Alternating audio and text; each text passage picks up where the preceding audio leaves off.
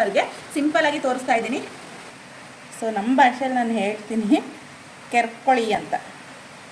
ನೋಡಿ ಕಾಣಿಸ್ತಿದೆ ಅಲ್ವಾ ಇವಾಗ ಬರ್ತಿರೋದು. ಈವನಾಗಿ ನೀವು ಈ ಥರ ಉಜ್ಕೋಬೇಕಾಗುತ್ತೆ. ಈ ಥರ ಉಜ್ಜ ಅಂಥದ್ದು ಸೈಡ್ ಎಲ್ಲೆಲ್ಲಿ ನೋಡ್ತಿದೆ ಅದು ಪ್ಯಾಚ್ ಅಪ್ ಆಗುತ್ತೆ. ಸೊ ನೀಟಾಗಿ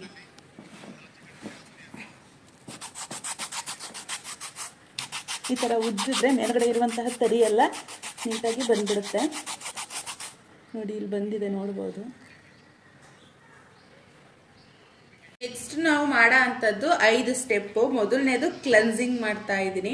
10 ನಿಮಿಷ ಇದ್ರಲ್ಲಿ ಮಾಡಬೇಕು, ಅದರಲ್ಲಿ ಒಂದು 10 ನಿಮಿಷ ಮಾಡೋಣ.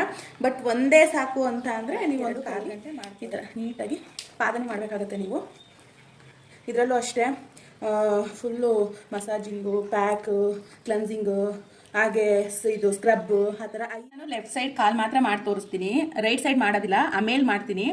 ಎರಡಕ್ಕೂ ಡಿಫ್ರೆನ್ಸ್ ನಿಮ್ಗೆ ಗೊತ್ತಾಗಲಿ ಅಂತ. ಇದನ್ನು ಕಂಪ್ಲೀಟಾಗಿ ಪ್ಯಾಕ್ ಹಾಕಿದ್ಮೇಲೆ ಇದನ್ನು ಮಾಡೋದಕ್ಕೆ ಸರಿಯಾಗುತ್ತೆ, ಅವಾಗ ನಿಮಗೂ ಗೊತ್ತಾಗುತ್ತೆ. ಇವಾಗ ಕ್ಲೆನ್ಸಿಂಗ್ ಆಗಿದೆ, ನೀಟಾಗಿ ಈ ಥರ ಒರೆಸ್ಕೊಬಿಡಿ. ನಾನು ಈ ಥರ ಬಫ್ಫು ಮುಖಕ್ಕೆ ಒಂದು ಸಪ್ರೇಟ್ ಇಟ್ಕೊಂಡಿದ್ದೀನಿ, ಕಾಲು ಸ್ಟ್ರಕ್ಚರ್ ಇದೆ. ಸೊ ಇದನ್ನು ಸೇಮ್ ಅದೇ ರೀತಿ ಒಂದು 5 ನಿಮಿಷ ಮಸಾಜ್ ಮಾಡ್ಕೊಳ್ಳೋದು.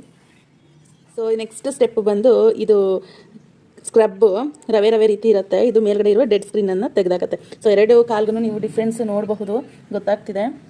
ಮಾಡೋಣ 5 ಸ್ಟೆಪ್ ಆದಮೇಲೆ ಫೈನಲ್. ಕಾಲು ಸ್ವಲ್ಪ ಉರಿ ಬಂದಿರುತ್ತೆ, ಸ್ಕಿನ್ನು ಸ್ವಲ್ಪ ಡ್ರೈ ಆಗಿರುತ್ತೆ ಅಂತ ಅಂದ್ಬಿಟ್ಟು ಇವಾಗ ಜೆಲ್ನ ಅಪ್ಲೈ ಮಾಡಿ 1 ನಿಮಿಷ ಬಿಟ್ಬಿಟ್ಟು ನೆಕ್ಸ್ಟು ಮಸಾಜ್ ಮಾಡಿಕೊಂಡು ಪ್ಯಾಕ್ ಹಾಕೊಂಡು ನೆಕ್ಸ್ಟ್ ಬಂದು ನಾನು ಹೇಳಿದ ರೀತಿ ಮಸಾಜ್ ಕ್ರೀಮ್. ಇದು ಒಂದು 1/4 ಗಂಟೆ ಮಾಡ್ಕೋಬೇಕಾಗತ್ತೆ. ಸೊ ಜಸ್ಟ್ ಈ ಕಾಲು ಮುದ್ದೆ ಹೇಳಿದ ರೀತಿ ಮಾಡಿ ತೋರಿಸ್ತಾ ಇರೋದು ನಾನು. ಬನ್ನಿ ಮಾಡೋಣ. ನೀಟಾಗಿ ಒರೆಸ್ಕೊಬಿಡ್ತೀನಿ. ಮಸಾಜ್ ನೋಡಿ ಎರಡು ಡಿಫ್ರೆನ್ಸು. ಕೊನೆಯದಾಗಿ ಪ್ಯಾಕ್ ಹಾಕ್ಕೊಂಡು ಅದು ಒಣಗಿದ ಮೇಲೆ ಬಿಟ್ಟು ಒಂದು ಮಸಾಜ್ ಮಾಡಿ ತೆಗೆದು ಮಾಯಿಶ್ಚರೈಸನ್ನ ಅಪ್ಲೈ ಮಾಡೋ ಅಂಥದ್ದು.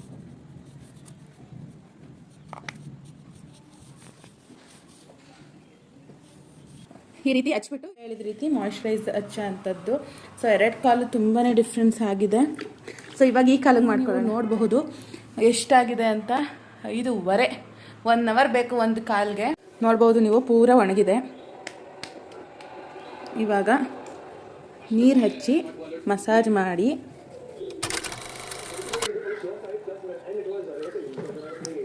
ನೀಟಾಗಿ ಆಗಬೇಕು ಅಂದರೆ ನಾವು ಕಷ್ಟಪಡಲೇಬೇಕಲ್ವಾ. ಇಲ್ಲ ದುಡ್ಡಿದ್ರೆ ಪಾರ್ಲರ್ಗೆ ಹೋಗಿ ಮಾಡಿಸ್ಕೊಳ್ಳಿ. ನೀವೇ